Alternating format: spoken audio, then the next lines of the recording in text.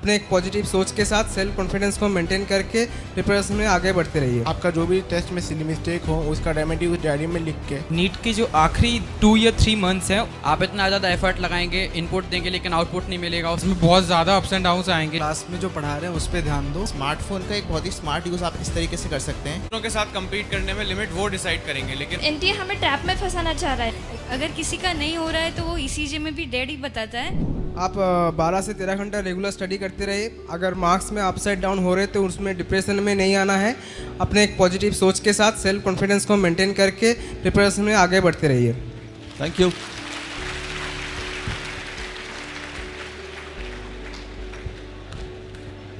मैं silly mistake के regarding बोलूँगा कि आप एक डायरी बनाएं और हमेशा उस आपका जो भी टेस्ट में सिली मिस्टेक हो उसका रेमेडी उस डायरी में लिख के उसे 2 घंटे पहले रिवाइज करके जाएं। मैंने भी यही किया था और मुझे उसका मैक्सिमम बेनिफिट नीट एग्जाम में मिला। जब 12 से 13 घंटे बोले तो बच्चों बोला मैं क्या बात कर रहा है, 12 से 13 घंटा कौन पढ़ता है? पढ़ना पड़ेगा, ये एसेंशियल है। अगर ऐसी सक्सेस चाहिए तो पढ़ना पड़ेगा। उसमें 6 घंटे एलन के भी इंक्लूड है। हाँ, 6 घंटे एलन के इंक्लूडेड है।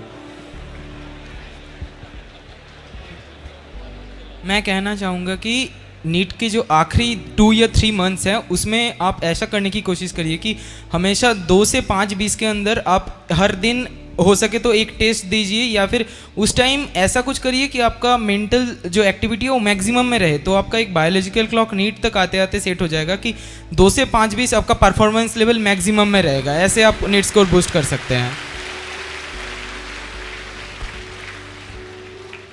मैं कहना चाहूँगा कि आप हार्ड वर्क तो कीजिए लेकिन साथ के साथ स्मार्ट वर्क भी कीजिए।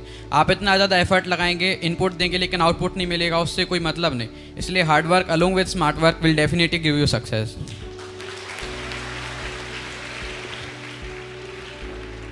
मैं बोलना चाहूँगा कि ये जर्नी डिफ़िकल्ट तो है, ज़रूर डिफ़िकल्ट है, लेकिन डेस्टिनेशन बहुत ज़्यादा ब्यूटीफुल है। तो उससे इंस्पिरेशन लेके आप इस जर्नी को कंटिन्यू कीजिए।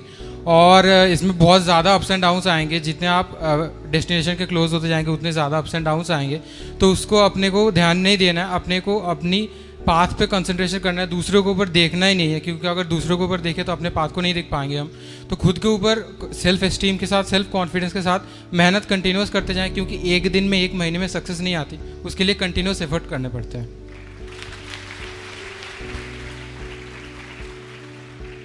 मेरी आपको ये एडवाइस रहेगी कि आपको जब भी क्लास में कुछ पढ़ाया जाता है तो पहले आप क्लास में जो पढ़ा रहे हैं उस पर ध्यान दो।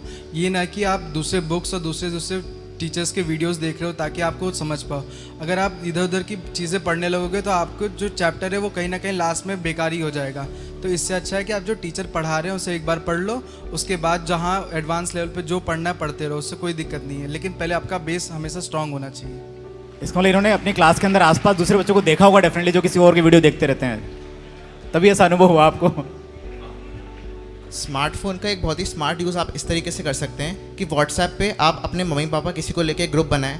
अगर उनको रखना हो तो रखें, नहीं तो उनको किक कर दें। और जितनी भी आपके माइनर में गलतियां हो, जितने भी आप क्वेश्चन अटैम्प्ट करते हैं, आपके जितनी भी गलतियां हो, उनकी फ़ोटो खींचें, नीचे रीज़न लिखें कि मैंने इसलिए ये गलती करी थी, और उसको उस पर अपलोड कर दें। ताकि जब आपके नीट में 1 से 2 महीने बचेंगे, आपको सारे माइनर पेपर खोलने की जगह सिर्फ एक व्हाट्सएप ग्रुप खोल के अपनी सारी गलतियाँ देखनी है। और हर पेपर देने के, मान लो आप 2 बजे पेपर देने जाएँ तो कोशिश करें 1:30 बजे खोल के क्विकली आप सारे से ग्रो थ्रू हो जाएँ, ताकि आप हो सकता है उस पेपर में वो गलती ना रिपीट करें।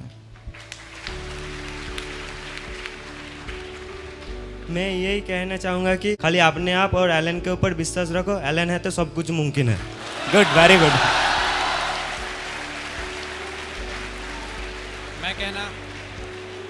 मैं कहना चाहूँगा कि अपना कंपटीशन खुद से रखें, क्योंकि दूसरों के साथ compete करने में लिमिट वो डिसाइड करेंगे, लेकिन आप खुद के साथ कंपटीशन करते हैं तो वो लिमिटलेस होगा।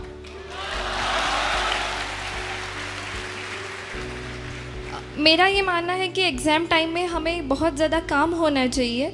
और इसकी इंस्पिरेशन मुझे बीएम सर से ही मिली है। उन्होंने कहा था कि एग्ज़ाम टाइम में हमें एकदम लिक्विड के जैसे हो जाना चाहिए। जिस कंटेनर में डालो उसका शेप ले लो। लाइक एग्ज़ाम टाइम में पंखा आवाज़ कर रहा है या बेंच छोटी है, इससे हमें कोई फ़र्क नहीं पड़ना चाहिए। बस ये मन में होना चाहिए कि ये मेरी MBBS की सीट है और ये मुझसे कोई नहीं ले सकता। और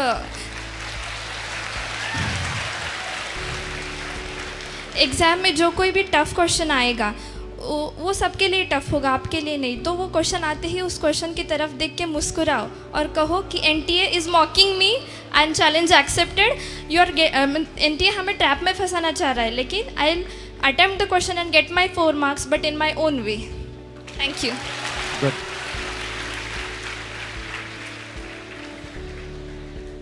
सो आपने सबने तो ग्लाइकोलाइसिस पढ़ा ही होगा, तो पहले तो हमें ATP यूज़ करना पड़ता है, बाद में ATP बन के आता है। तो ये सब जो भी है यहाँ प्रिपरेटरी फेज़ है और इसमें मार्क्स कम ज़्यादा होती है। ये अगर किसी का नहीं हो रहा है तो वो ECG में भी डेड ही बताता है।